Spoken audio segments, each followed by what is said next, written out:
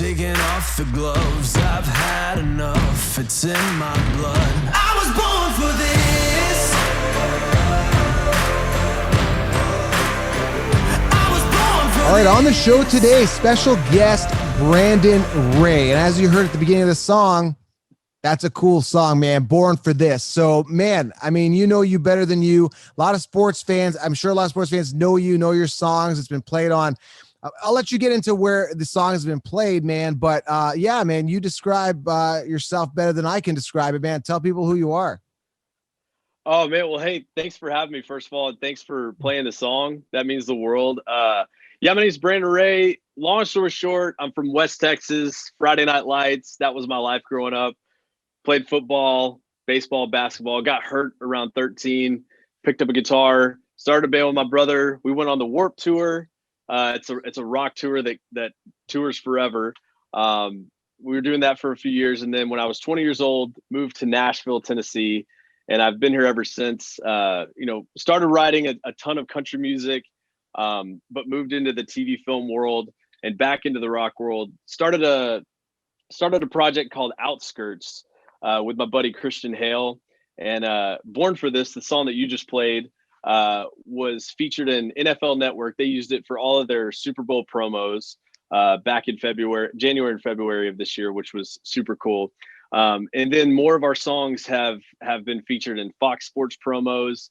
And most recently, we partnered with the Tennessee Titans and my publisher Warner Chappell to really hone in and write a song specifically for the Tennessee Titans. And that song actually debuted this last Thursday during halftime. They played the video, they played the song.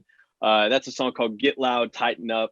Yeah, man, I mean, it's just kind of a crazy world, before this pandemic and during this pandemic, but totally cool that you found our music on a motivational playlist, Yeah, so many questions here because there's a lot of people that are like, I don't want to, like, struggling artists, I don't want to say, or people that are just trying to get their foot in the door. Or, man, like, I want to meet the Tennessee Titans. I want my song played on NFL Network. I mean, this can't be an overnight success, right? It's not like, hey, man, like you just made a phone call, got into Tennessee. And part of my show, the main reason I created this show is I want to talk about the struggle, the entrepreneurship, all of the trials and tribulations that I'm continuing to go through, because it's so hard to get your foot in the door and get that break. And I'm sure you're still climbing, but like, how does one get their song to NFL Network? Do you just make a phone call, or like, how does it even happen? How do you get the door, in the door of Tennessee Titans? You don't got to do name dropping, but like, what are the steps? How did you get there? Man, I mean, there's so many ways to get where you want to get. And I mean, everybody's got a different path. And that's something I had to realize early on, is nobody's going to work harder for you than you. Right. And, when I moved to Nashville, my goal was to get a publishing deal, which a publishing deal is, for anybody who doesn't know, but if you're a songwriter, you can sign with a company and they will basically pay you a salary to write songs for them. And they own a piece of the publishing, the licensing of those said songs that you wrote. So for me, it was hustling, it was bartending, serving. And then, once I started moving into the touring world in the country space, that was a process of making fans and connecting with people. This side of things, with the TV film world, is completely different. And I was thankful. 3 years ago, I signed a publishing deal with Warner Chappell Music, Warner Brothers, here in Nashville. They have offices worldwide, and they have a sync department. And that's synchronization. That means that they're synchronizing your music with, promos, movies, all that kind of stuff. And I sat down with Katie Jellin at Warner Chappell, who has become one of my best friends and one of my like mentors and leaders. We work together. I just got done talking to her, but she is in charge of contacting music supervisors, producers of TV shows and movies and everything. And through all of the contacts that Warner has, they get hit up all the time for music with places like ESPN, NFL Network, all the way to movies done by, big studios like Sony and all that. And so really within that network, we were finding that all these companies had needs like, hey, we need a song for fill in the blank, and if Warner had that song, they'd send it along, or she would send me the brief, which means they're in the process of looking for something new, something cool, and that we might be able to write that song for the need that they have. So through different channels and through different fates, I don't know what to call it, but we wrote this song, Born for This. We were super passionate about it, and one of the, like I said, the first network that placed it was NFL Network during the Super Bowl, and from there sprung different things, like lots of college football promos on Fox Sports, and lots of different cool things, that are connecting us with different universities, different NFL teams, and all that. So long and short of it, I hope that helped you. Yeah, it does. It kind of clarifies it. It's such a hype song too. Like I really like the song genuinely. And I got to ask you too, like what is your why? Why do you do what you do? I always ask this big why question. I'm always curious why people do what they do. Did you just wake up like, I know you're playing, it sounds like you're playing sports and I think you got injured, you're saying, but what drives you to continue to succeed? Like, I'm really curious of what makes you tick and continue, like, because it's still like, you still got, like I said, everyone's got to keep growing. When they hit one mountain, they got to hit the next mountain. But again, to have your song, on these type of platforms is huge. And then I'm going to ask you like how you came up with the song, because I'm curious, but like kind of what is your why? What drives you every day? Man, I think my why it continues to change. It used to be, and it still is in some way. My why was, I want to make a living. I want, when I play shows, wherever it is, I want those people singing my song back to me. That the rush of that, the adrenaline of that is actually just incredible. But I got married 5 years ago. The love of my life, Alyssa, she's a big Steelers fan, by the way. No. Sorry for any. I think they just happen I'm to a be bit 9-0. They just happen to be 9-0. have it right. Yeah. I'm a big Cowboys fan, so I have no Oh, room to talk. So sorry. yeah. But through these last 5 years, about a year and a half ago, and by the way, she's one of the most active people I've ever met. I mean, she's a weightlifter. She kills it in the gym. She can run circles around me in the gym. But a year and a half ago, she came down with a spinal issue that basically took away about 20 to 25% of her mobility. And for a while, it was 100% of her mobility. She was completely paralyzed. It's something called transverse myelitis, basically an opening in her spinal cord that, if you have a sinus infection or the flu or whatever, it can attack it like crazy. And so, I came off the road. So many changes were happening in our lives. She was working full time. I was working full time, and now she was unable to work. And, just the heartbreaking thing of, seeing the person that you love go through this, her therapy is going into the gym. Her therapy is, being out like, on a Saturday, let's go throw the football around. Let's go run around, in the park, and that can't happen anymore. And so my why drastically changed of survival, but also, to provide, to create something that I still genuinely love. I don't want to write music just for money. Like I could have done that a long time ago. I still want to wake up every day and be passionate about what I'm creating and who it's going to be heard by, and every process of that. And so, yeah, like the fact that you found it through a motivational playlist Right. is the exact reason why I do what I do. And my why, my last why is people like you, that either want to turn up a song just to get hyped. They want to turn up a song, to cry to. I don't know, but for you, you're working out. You want to get Yeah. you want to get inspired and everything. And I was just finding a lack of that in my life, and talked to a lot of people that were wanting something like that. And so with Christian Hill, who I work with, man, we were just like, dude, let's have fun with it. What would we want to hear? Like if we're walking into the gym, what do we want to turn up? Or if we're walking into the locker room, what do we want to be, pumping on the speakers? So Yeah, so I'm like I don't have the lyrics in front of me, but basically it's an inspirational song. It says I'm like a caged up tiger, and he talks about like how he was born to do whatever it is you're doing. It's relatable, kind of like the Rocky story. So like, what inspired you lyrically to come up with these particular heart tugging lyrics? Like, did you like, hey man, let's write a song that like, do you sit down and you take a whiteboard out or a chalkboard or a pen or paper? Do you sit down in a group? Do you got like have like an intervention, or I don't know what the word to say is, like a collab? And you're like, hey man, let's tug on people's heartstrings. Let's do this. Like, how does this song? Because I haven't talked to a lot of music artists, to be honest. I just haven't. I knew a couple of them in the past, but I haven't sat down and asked like what makes them tick and come up with lyrics. So how did the lyrics for Born for This and even the other songs come to be? yeah, man, that's a great question. Everyone's process is different, and if you're somebody out there who wants to create music or wants to write songs, just know that there is no right or wrong way to create a song. People ask me like, did you create the lyrics first? Did you create the melody? Like it's honestly always different. I was at my buddy Luke Bush's, shout out. He's a big Packers fan. Yeah.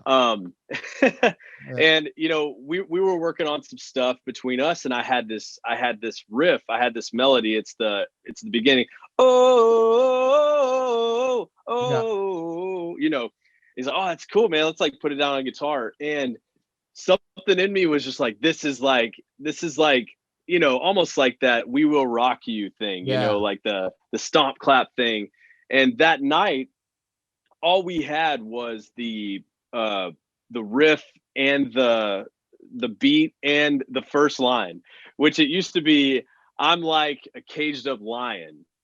I'm like a cage of lions. I'm surprised they didn't go lion, because I do the lion mentality with my brand. That's why, like, we always talk about lion mentality. That would have been cool if you actually was lion.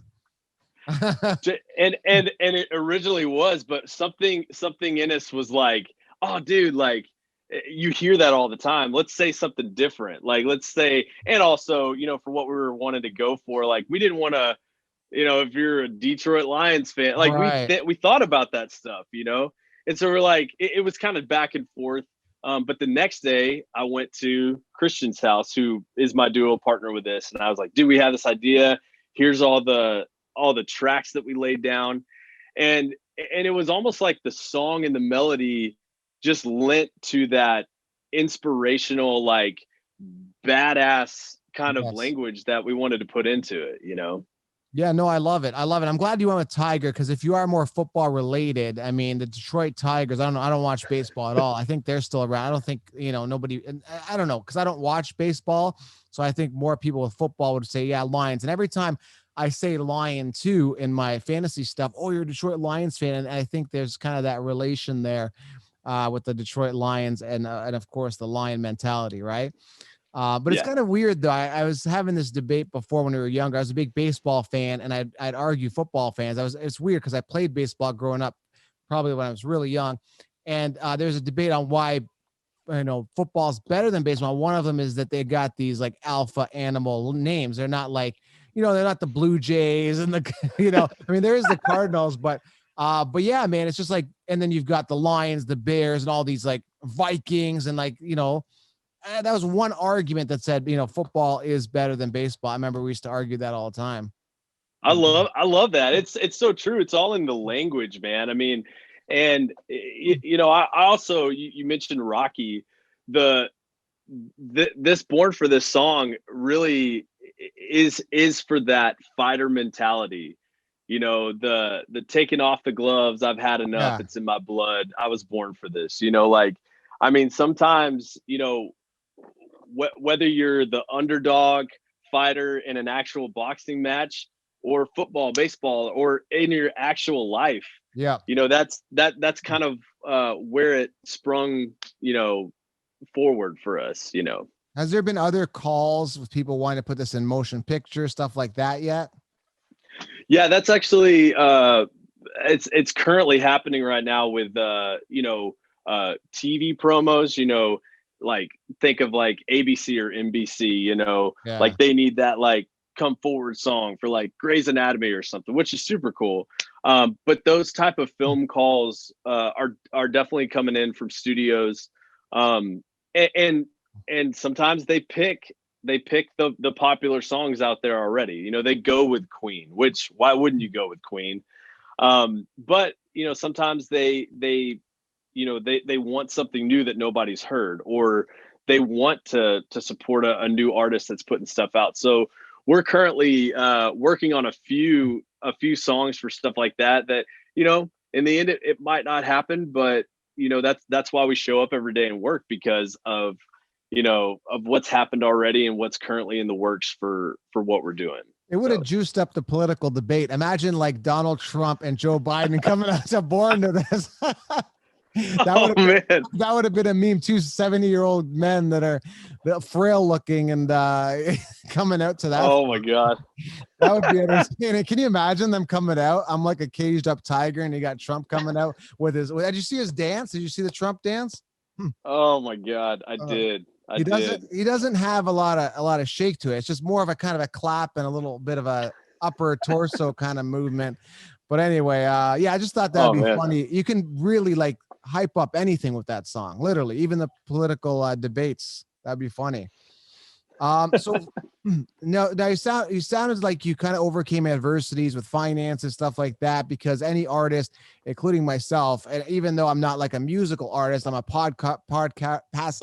Oh my God, I can't talk today. Podcaster, YouTuber, Instagrammer, stuff like that. There's always that struggle because you got to devote X amount of hours into your arts, and then there's X amount of time into making money. And if your art isn't making money at the beginning, which mine was not, you kind of have to juggle, right? You got to be like, okay, I got to do this for a bit, and then until this can feed me, because the podcasting was a baby 4.5 years ago. It's still a young child, but it's making me money. When I look at entrepreneurship, I look at it as me being a young kid.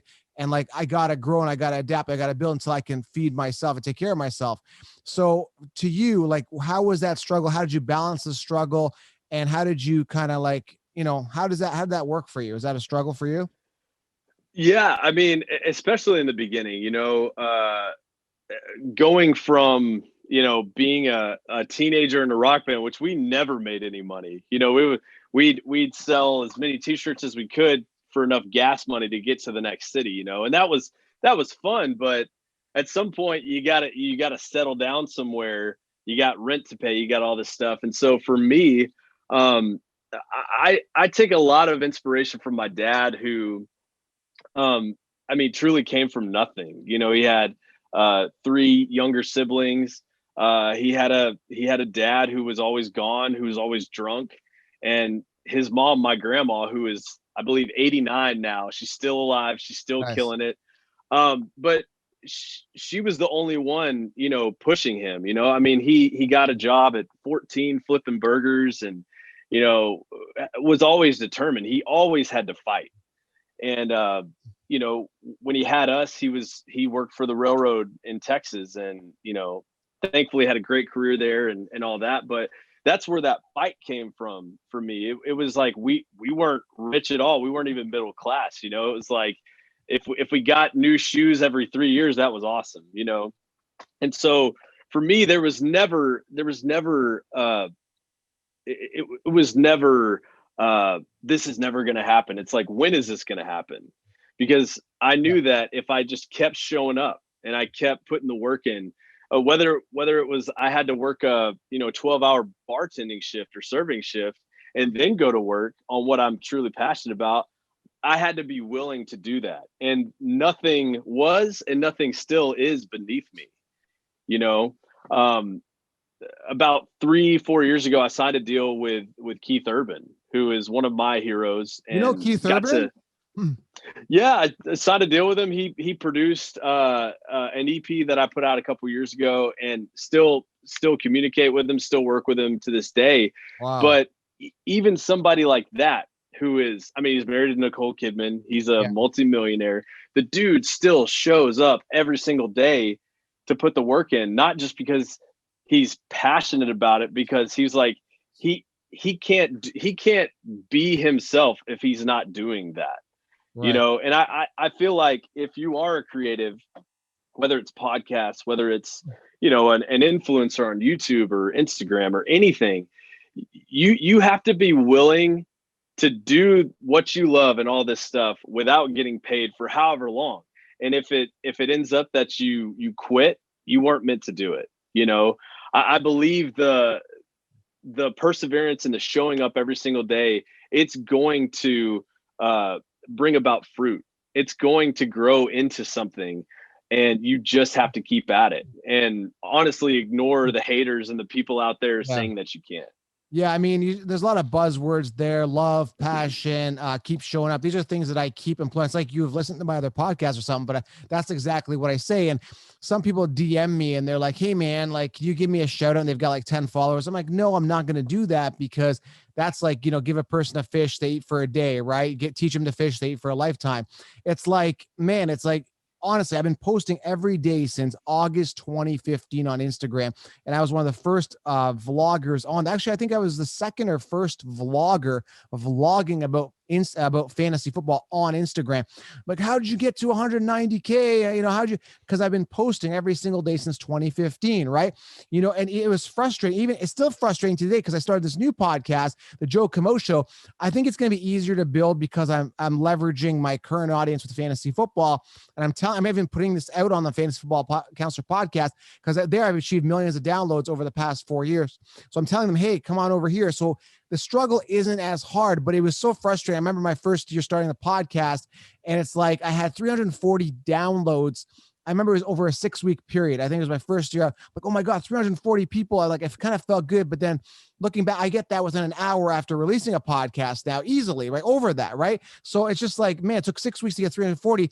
And it's like, man, if I didn't love what I did, there's no way in hell I'd stick with it. Like, there's so many times I wanted to launch my computer across the room because the editing software glitched out, or I had to redo something, or I had to retape something, or I'm tired, or I'm sitting here in the studio and I should be with my wife and kids. And it's like, I'm giving up, things that I loved. I loved, martial arts. I gave up jujitsu. I could still work out, but I just don't have time to go to the gym and sweat. And there's a lot of things, but you give up a lot and you sacrifice. But if you don't love it, there's no way in hell, man.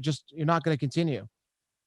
Absolutely. And you can truly apply what you just said to whatever it is. If you love, mashing grapes with your feet and making wine, I mean, you got to find a way to do it. I don't know. It's a good idea. Maybe someone's going to come. You know what? I bet you if somebody started that, if there was like a YouTuber, I bet you people would watch that. They said, do you sanitize? They show the sanitization process of the feet. Do you sanitize? Do you like, it would be a whole thing, but yeah, absolutely. You just gave somebody an idea. So there you go, guys. If you don't have an idea of what to do, if you'd like wine, a lot of people like drinking wine. I know they do. There's an idea. Start an Instagram where you smash grapes and create wine. How about that? There you go. There you go. Hey, just tag us after you create it, send us some wine. Yeah. So like, again, like, it's such a moving song. Like, is this something like, it doesn't sound country, right? Like, Born for This, like, you wouldn't think country if you listen to it, right? No, and that's a big thing too. I mean, working in TV film, I actually used to sing jingles when I was, 18 and 19, when I was living in LA. And it was so important, hey man, if you have any twang, like, we don't need any twang in there. We need general, we need, something that everybody's going to love, so being in country for so long and immersing myself in this world, which I'm still in, departing from that and creating something that, needs to be received by everybody. And if there's some twang in there, if there's any lines of, whether lyrical or melody or accent in there that's gonna, make somebody want to turn it off, you have to keep that in mind.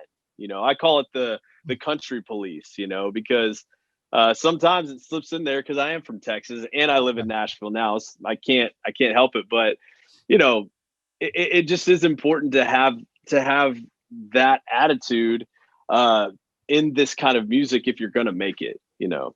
I got to ask you a question. I'm totally green to music, and I don't know what the etiquette is for music at all, but is it bad etiquette to ask somebody, and maybe you can clarify this, because I was listening to a rapper, and in one of his songs, he's like, ladies ask me if my lyrics are digitally enhanced. Is that like a bad thing to ask somebody? Is that like I don't know the etiquette of singing. Oh, like the if your vocals Yeah, or tuned, is that digitally what he means? enhanced. Yeah, yeah. So if I asked you right now, like I was born, like it sounds so good, right? So if I asked you, was that digitally enhanced? Is that a bad thing to ask somebody, or is that something that's known? I don't think so. I mean, yeah, in the past, oh, he's got a tuner on his voice, Yeah, that might have been a bad thing. But you look at guys like T-Pain who took it over the top with the auto tune. And now it's a vital part in how every single person on the planet makes music now. It just right. is. And it enhances the sound, it makes everything line up with each other. And so yeah, I mean, is my music digitally enhanced? Absolutely. Could I sing this live for you right now? Sure, Absolutely. for sure. A You know lot of that people.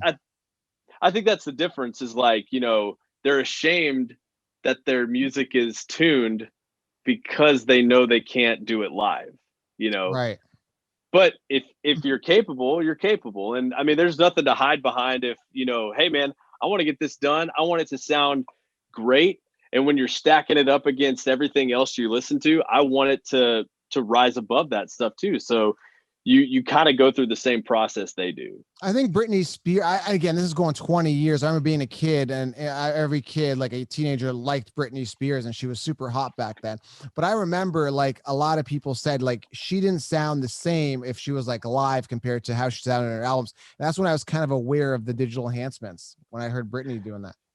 Yeah, and so many more. I mean, you would have been so surprised to hear, oh, they do that too. But now it's so it's just so common that everybody does it, Well, isn't it like a perfect storm when you're recording? It's like the audio equipment's good, it's soundproof room, like everything is optimal, right?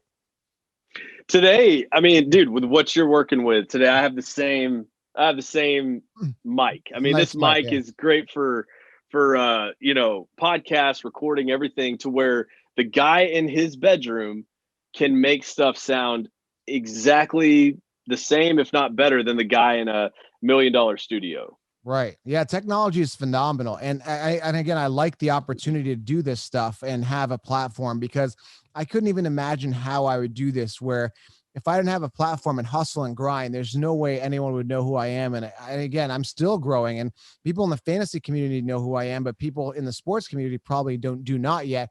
So I'm trying to break barriers and move mountains in my industry, and it's tough, man. And there's a lot of noise. I think there's way more noise in your market, wouldn't you say? Like it's hard to break through, right? Like really, like I, break through. I would say, I mean, I don't know what it's like for you. I don't know who's commenting, who's messaging on everything that you're doing. But I think the naysayers and the haters are honestly everywhere. Yeah.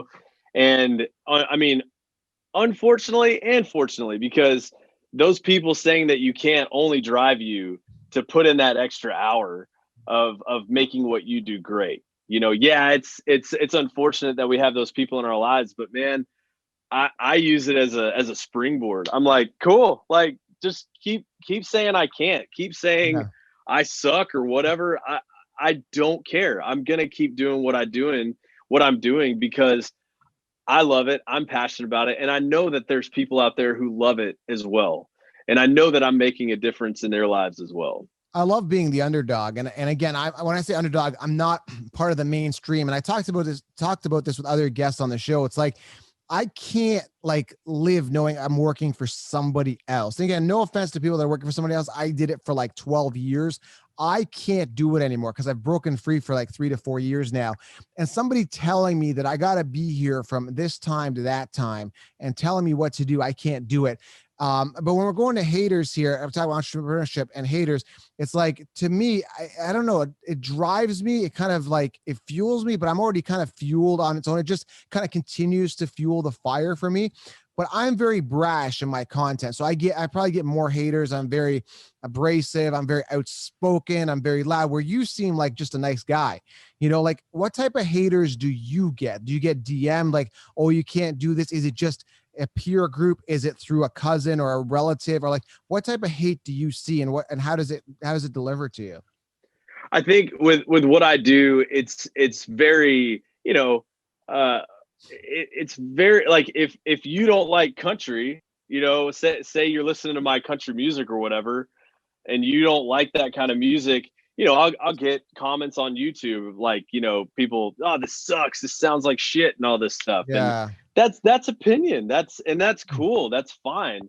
And it used to bother me when I first started, but now it's hilarious, because it's like, what is that serving? That's only serving you, the person who's commenting. That's only like just kind of magnifying your anger and Yeah. rage.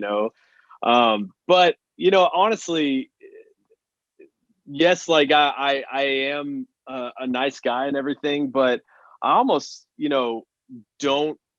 I'll read it, but you have to kind of be your own filter, for yourself with whatever you're doing, whether it's, you with your podcast and being brash. That's who you are, and Yeah. that's honestly why people are listening.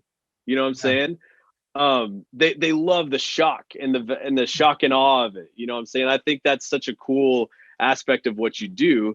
And when you get those other comments like that, it's almost expected. Yeah. And it's almost that thing of where they want you to come after them. Yeah. Like, say Keyboard something about me. the Kenny the keyboard warrior, whatever. Yeah, Sally, yeah, crazy exactly. Sally 101. They're on your in your DMs and stuff like that. I get a lot of hate. I remember my first hate was when I first started Instagram. I was probably like 2015, 2016. I said something, can't remember what I said. I said something to knock Brady, like Tom. I like Tom Brady. I think he's the greatest of all time at quarterback. I had said something about potential cheating of Deflategate. I didn't even say he cheated. I said something along the line of a potential, what's going on with Brady, potential cheat. And there was so much hate in the comments. And then at that point I was scared. I'm like, oh my God, I got to delete this. And I'm just so desensitized to it. Like I get like, hey man, I wish you die. I get so many, like, I can't even like, I want to have this open podcast where I say anything I want to say. But some of the stuff in my DMs, I don't even want to repeat, because it's not even directed towards me, but it's directed towards people in my family. And it's just rude. It's like, how can somebody be so heartless and so cold? And I just delete, block, I just avoid it. I don't take it to heart. If I took everything they said to heart, I wouldn't sleep at night. I probably would have jumped off a cliff at this point. You just got to filter that out. You got to believe in yourself. And I totally believe in myself, and I'm totally confident. I'm sure you do too. And you need that. It just comes with the territory, honestly. Absolutely. And when you talk about stuff like that, I mean, I don't believe I've received as many as you, but I've definitely received threats like that. And yeah, in the beginning, you're like, I should just shut this whole thing down. I should just stop what I'm doing. Yeah. But then after a while, it's like, man, like, the issue is with them. That's their Yeah. issue. If you're gonna take something like football, you say something about their favorite player that's probably true, but Yeah. it's what you do. This is what you do. I mean, it has to do with their insecurities and their anger and their hate and their rage. And I think if you're listening to that and you've received that kind of hate for whatever you do, I think it's time that you turn that corner and you understand that, like, oh, this isn't about me at all. This Right. is they're posting this because they are miserable in their own lives. And it is easy to take it to heart, but just don't. No, I kind of feel bad for some people. And sometimes, go get yours because I'm getting mine. I try to inspire people. And now I'm more fun with the comments when the haters are in there. I just dive right in. I make jokes with it. I do like an LOL. That's real cool, man. Go get yours and go. I got mine, that type of thing. So And then again, it's just like it's battle after battle. But that's why I like your song so much, because I'm battling a lot of people. I'm battling myself to just get out here and do podcasts. Like I've done three. This is my third one today. So I'm battling that. I'm battling, I got to schedule my time. I have my own battles, and then I'm battling my fantasy football industry because a lot of people don't like me because I speak the truth. Now, do you play fantasy football at all? I have in the past. I haven't played in the past couple of years just because of my schedule, but Well, the system is I broken. definitely know.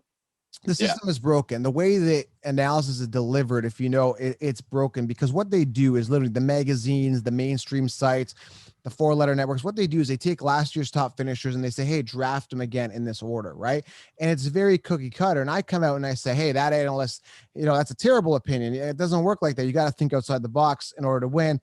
So the industry's kind of against me, and then I've got the hater fans. But then there's a lot of people pulling for me. It's just that the people that are the haters, right? They're the ones that are a little bit noisier. That's all.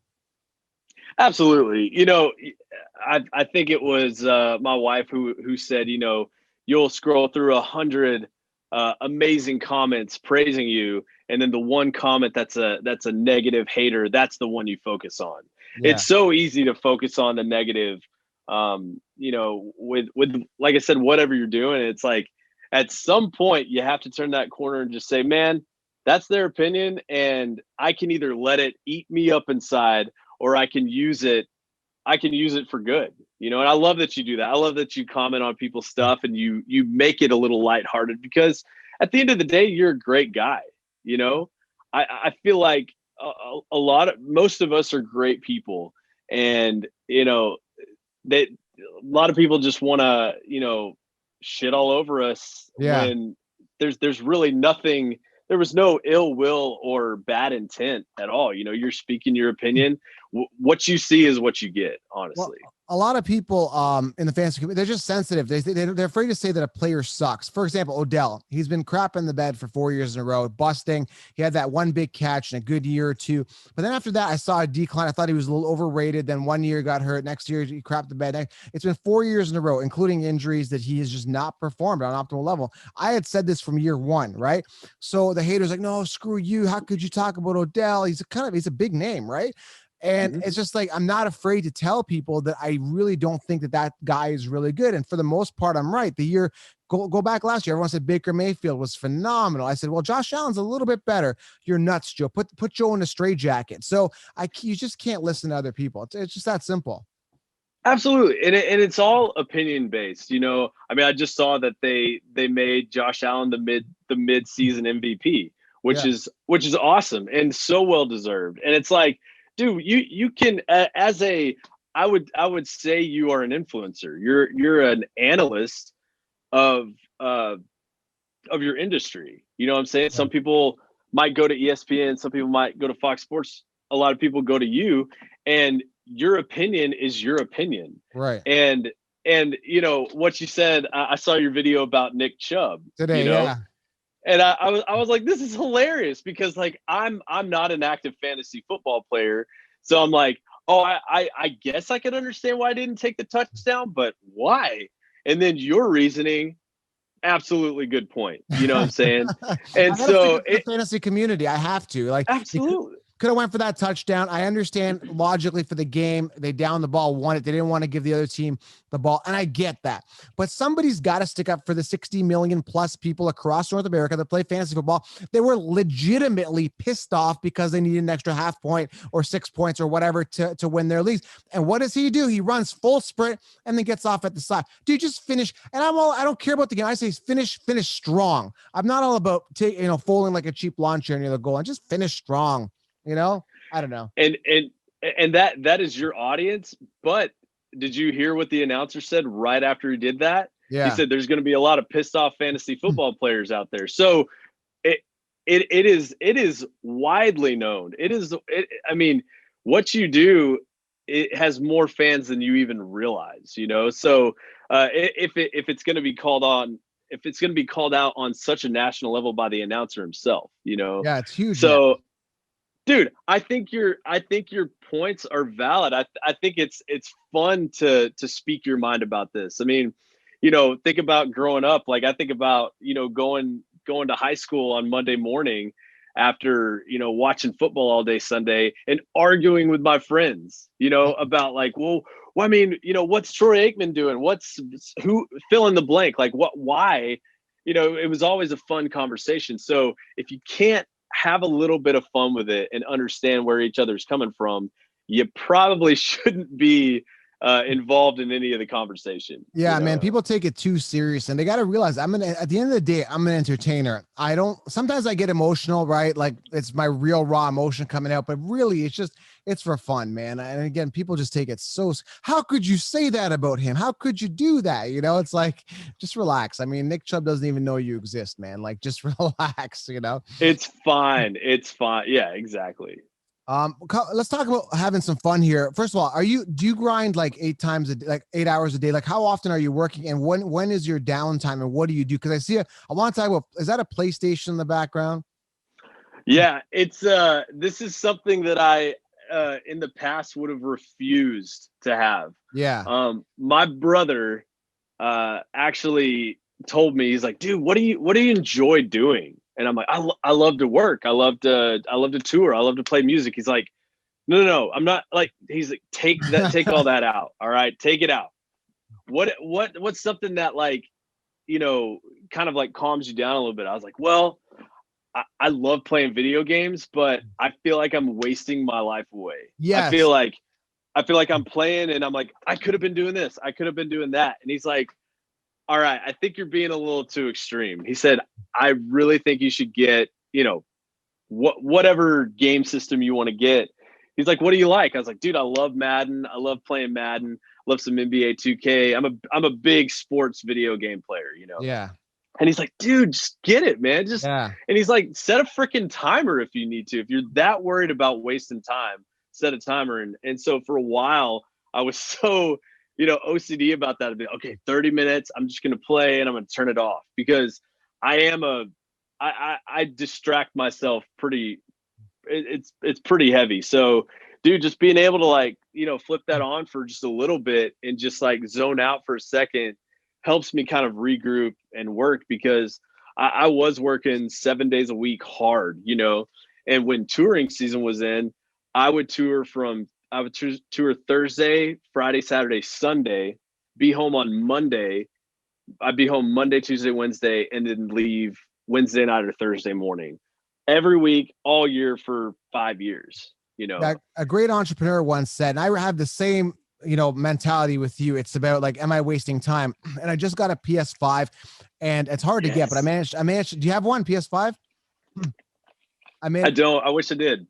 I managed to get one, which is remarkable. I don't even know how I got it. I ended up pre-ordering it the day before they said that the pre-orders were coming out. Anyway, I was lucky I got it. My friend's like, hey man, here's a link, just get it.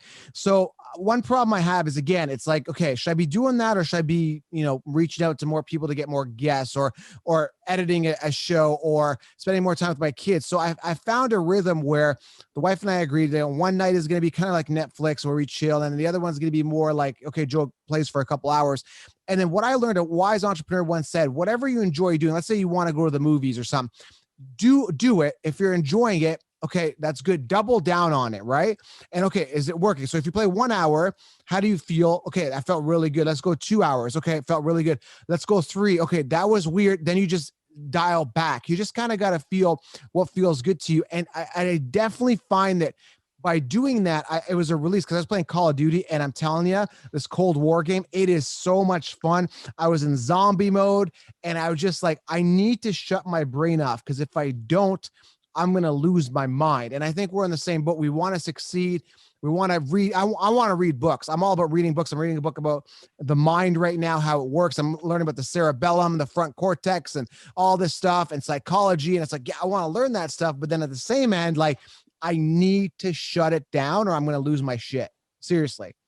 Absolutely. It's all about balance. Balance is the biggest thing. And that goes both ways. That goes on, if you're working too much, you have to dial it back. If you're playing too much, you got to dial it back. And I think it's just being honest with yourself and not being so hard on yourself. Like, okay, you put in the amount of hours you needed to work this week, and you're tired, you're exhausted.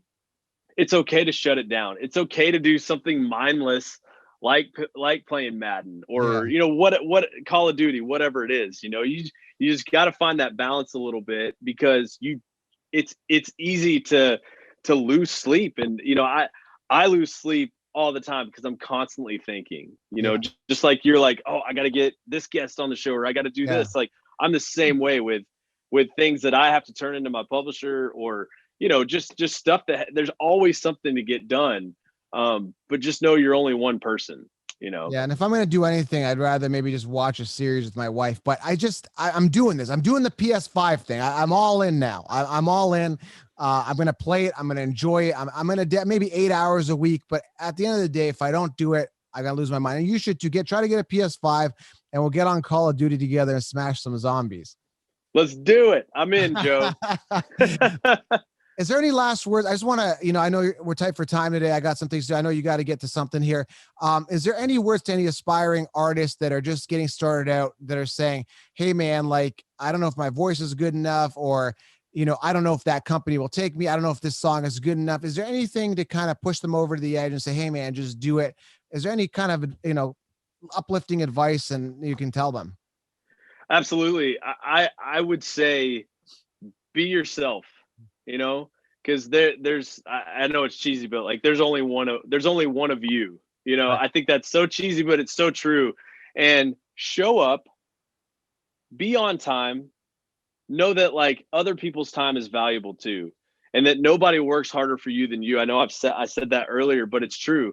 Nobody's gonna go out there and get Fox Sports to play your song for a college promo, No. or nobody's going to go out there and record your podcast for you. Fill in the blank, whatever it is you want to accomplish, no matter how outlandish or crazy it is. But know that like you don't need to chase after being somebody else. You just need to be yourself. You can't fake. People see through everything. You can't fake being real.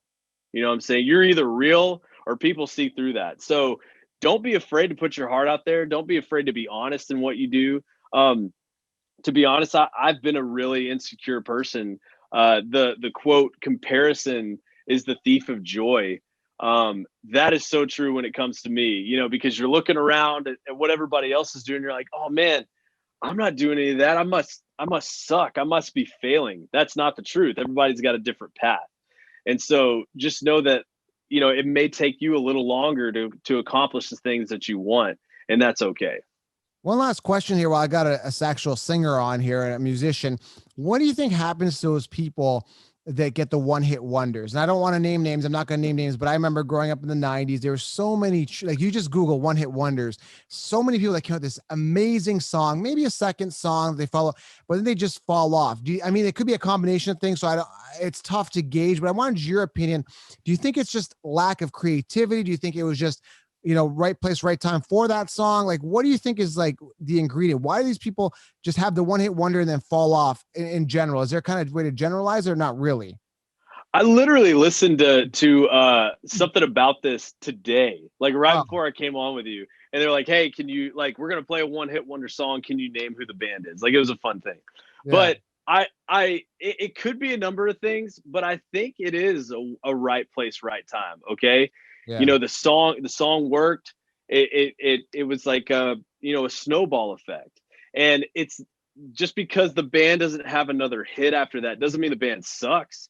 It could be a number of things. It could be the label spent all that money getting that song to where it was, and it just blew up. It became crazy, crazy big that no matter how much money, how much talent or anything you try to put into creating another one, sometimes it just can't happen again, And I just hear so many one-hit wonders getting so much shit from people like that they suck or whatever. And that's just not the truth. It's not. Like, I mean, you think of the big songs out there from some of these people, they're, phenomenally talented. And what I hate is when the artist hates it. They're like, oh, like, blah. Like, hey, man, you wouldn't be on that yacht. You wouldn't be living in that big old house if it wasn't for that one hit wonder. So it's like, it happens how it happens. And that was just the that's just the way the dice were rolled, It's crazy. And I had an actor on from Fuller House, John Brotherton, on. He was like episode 4. We were talking, and I asked him, like, the guys like Steve Urkel and all, like, I asked him, like, why do they hate being Steve Urkel? Like, I had Steve Urkel was DMing me about fantasy advice once, and we're not fantasy. We're just talking fantasy about me and Steve Urkel, believe it or not. And it's like, awesome. I just feel that these guys hate who they were before, but that's what made them before. And it's kind of like a double-edged sword. It's kind of like, it's a good thing because that's what made you who you are, but it's like a stigma. Everyone knows you as Steve Urkel, such a bold character, right? So yeah, it's tough. And I guess it's kind of similar as well with the music industry. You're known for, Right Said Fred. What happened to that guy? I'm too sexy for my whatever, right? Like I remember, what happened to Aqua, Barbie Girl, right? Like they're all like bands that were just known. When I think of them, I think of that song, like it is what it is. But I guess it works for them and it works against them. That's true. No, it's a good point. It's like even the athletes who are known for their one thing, whether it's good or bad, like Nate Peterman. Yeah, there you go. Or even the Yankee, what's his name? The Yankee first baseman who missed the ground ball that lost them the big game. It sucks, but it's just like, in some ways, at least you're known for something, I don't know. You hit the mainstream in the wrong way. I want to be known for fighting Le'Veon Bell and beating him in a charity boxing match. No, I was just joking. There's more. Dude, I'll be there front row, man. Absolutely. Nah, I just joking. Maybe it'll happen. He's not playing too well on the Chiefs right now, so you never know. I mean, he had, like I said, he's DM'd back, not DM'd. We had some back and forth on. I don't think he's doing it. I think his agent said stop with the Joe Counselor stuff because it got to a point where he put me in a story mode and stuff, and it was like, okay, I think they realized like we can't give Joe any more publicity here, but that's okay. That's fine. It is what it is. I'm just gonna get bigger than him anyway. There you go. An athlete is good for that time period, but unless you're like, ultra elite, like a Michael Jordan, Wayne Gretzky, like so many names getting forgotten, right? Like I remember 92 Blue Jays. I grew up in Toronto. Everybody knew Joe Carter, Roberto Alomar. These names are still big, kind of like in our area, but they're not as like, nobody really cares. Even UFC fighters, huge names like Rich Franklin. Do you even like, if you watch UFC, it's like, who's Rich Franklin? Like now, like nobody really talks about him. Right. So The thing with what we're doing, I think there's more longevity, down the road, and, you can keep the brand growing, so it's good. Absolutely, man. I totally agree. All right, man. Well, Brandon Ray, I appreciate you. I'll leave your links here below. Check out the song Born for This. How do they find you anyway with the song and everything? Yeah, you can find me personally on Instagram, Twitter, Facebook, whatever you have it, at Brandon Ray Music. And then our band with the song Born for This, it's called Outskrts. There's no I. So everything is at Outskrts Music, OUTSKRTS. Check it out. Yeah, Brandon, I appreciate it. I'm going to go play the song. I just finished my workout, so I'm going to need the song as I'm editing these videos. That's what I need to keep pumping it out. I love it, man. Get after it, man. We'll definitely talk soon. All right, I appreciate you for coming on, Brandon. Thanks, guys. Check them out and subscribe. We're out soon. Thanks for having me. I was born for this.